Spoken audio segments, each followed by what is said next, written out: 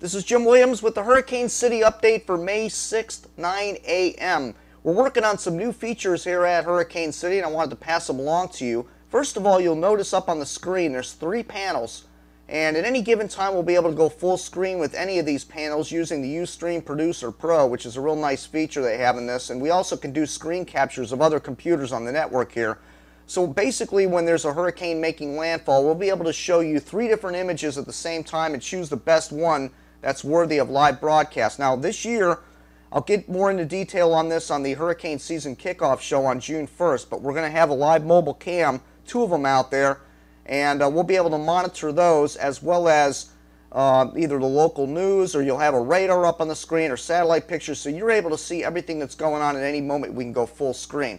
So what's up on the screen right now? Well, first of all, off on the right-hand side, you'll see James Spann, the chief meteorologist for ABC 3340 from Birmingham, Alabama. We had him on the Weather in the Media show on May 1st, and James talked extensively about the tornadoes last year in Alabama. A horrific scene. There was a lot of fatalities. A couple of hundred people died as a result of these tornadoes. We talked about the emotional toll it's taken on that community and on James himself.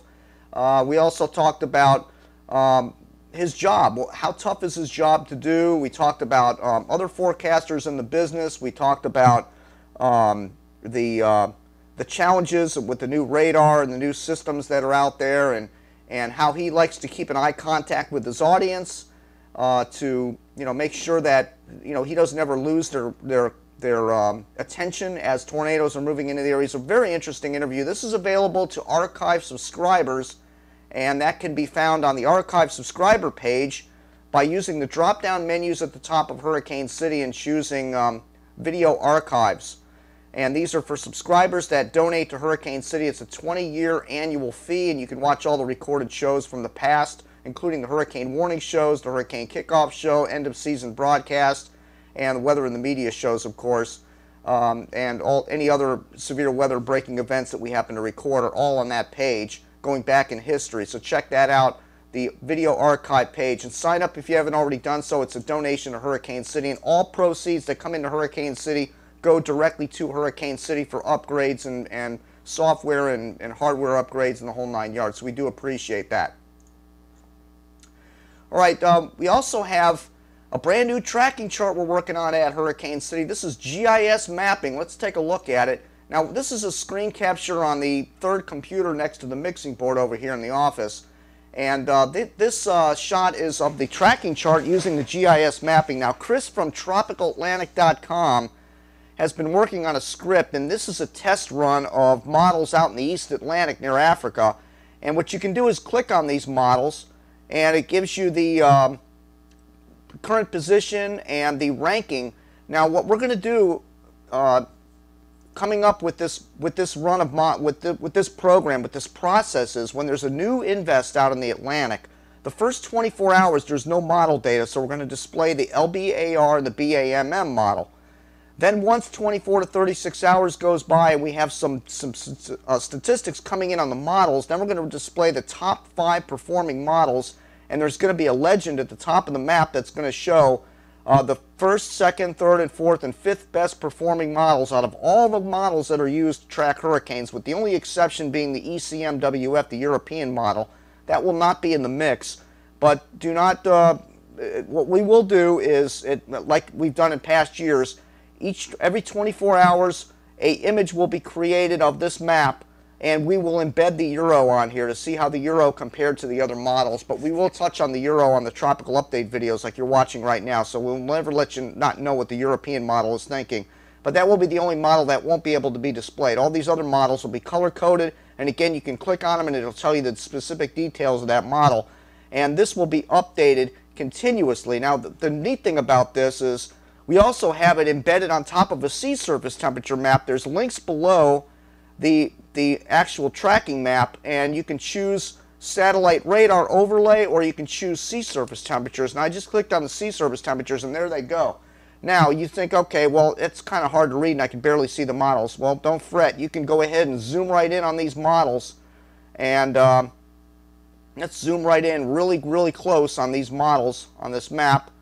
And as soon as it catches up, it has to zoom in, and then you're going to see the detailed schematic of the sea surface temperatures on the ocean floor, on the surface of the ocean rather. And then we can get over to where our models are and embed them right over the temperatures. Of course, you can move the model map right, left, up, and down to center it on your screen. And there it is. We have 23 degrees Celsius temperatures right below where our current storm would be. And you can zoom right in on these. And of course, we have the radar satellite overlay as well, which shows you all the radar images from all over the country and the Caribbean, as well as satellite. And what's neat about this particular image is when you zoom in on this satellite image, you can get right down to street level practically, and it'll tell you the temperatures, the pressures, especially out in the open Atlantic. It's really good to be able to see what the pressures are reading in the open Atlantic, the sea surface temperatures. Well, it's okay. There we go. There it is. There's the satellite presentation, and then you can, of course, you can zoom in on it. And the more you zoom, the more information that becomes available to you. And of course, these red dots on the map, you can always click to get to the current featured city. Actually, the current featured city will be a red target sign, and then all the red dots will be the observations that you've always been able to get on the old Hurricane City tracking map. So anyway, this will be rolled out during the hurricane season, not necessarily after the first or second storm, because we need to work out the bugs and make sure the cone of error is correct and everything lines up correctly before we put it on the front page of Hurricane City. This is an example that's on hurricanecity.com/index4.html. All right, and then again, of course, in the upper left-hand corner, we have the looping videos 24 hours a day on Hurricane City TV, and this will be live in the event of a hurricane. One more reminder to tune in on June 1st for the hurricane season kickoff show. I'll be up in Virginia Beach at Bill Phillips's place. We're going to do the show up there because I'm going to be setting up some things for him up there. We're going to work on his network up there. And we're going to do the show from up there. I'm going to release my city picks. I have all of my top 20 cities and islands I think are going to be affected this year with an average of about 10 to 11 named storms, I believe. I actually have it around 10.7 named storms. And there's one particular state in the country that I think is specifically vulnerable this year, and you would think of Florida as the obvious state because they get hit more than anybody else. So I'm not including Florida in that discussion, although Florida is in some of my top picks. Some of the cities are in my top picks, but there's another state in the hurricane belt that's at very high risk this year. You have to tune in on June 1st to hear which state that is, and that'll be at 8 p.m. on June 1st. Anyway, that's it for now. Thank you again for using Hurricane City, and spread the word. Thank you.